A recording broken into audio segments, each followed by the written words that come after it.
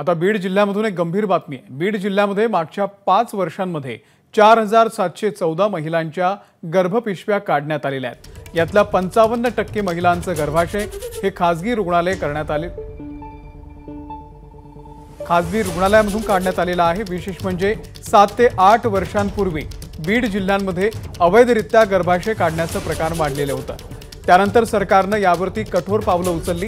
विशेष म्हणजे बीड जिल्ह्यामध्ये खासगी किंवा शासकीय रुग्णालयामध्ये कोणत्याही कारणानं गर्भाशय काढायचा असेल तर जिल्हा रुग्णालयाची परवानगी लागते।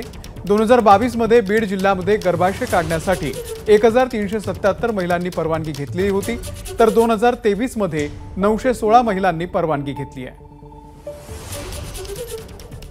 गोविंद शेळके आपले प्रतिनिधी या संदर्भातले अपडेट देतील। गोविंद।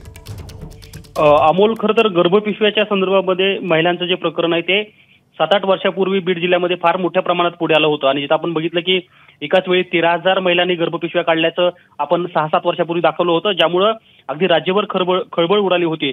त्यानंतर काही सकारात्मक गोष्टी बीड जिल्ह्यामध्ये होताना पाहायला मिळतात। त्यातला एक भाग असा आहे की बीड जिल्ह्यामध्ये कुठल्याही कारणाने कुठल्याही महिलेच्या गर्भाशयाच्या पिशवीची शस्त्रक्रिया करायची असेल अथवा ती काढून टाकायची असेल तर आरोग्य विभागाच्या परवानगीशिवाय ते होत नाही।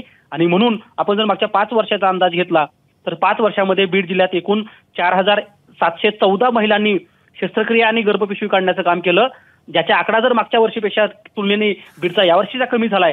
त्यामुळे गर्भपिशवी काढण्याच्या प्रकरणामध्ये महिलांमध्ये मागच्या वर्षामध्ये आता घट होताना पाहायला मिळते। आणि दुसरी गोष्ट की अवैध प्रकारे जे काही गर्भपिशव्या काढण्याचे प्रकार आता बीडमध्ये कमी झालेत असं म्हटलं तर ते चुकीचं ठरणार नाही। गोविंद, धन्यवाद दिलेल्या या संपूर्ण माहितीबद्दल।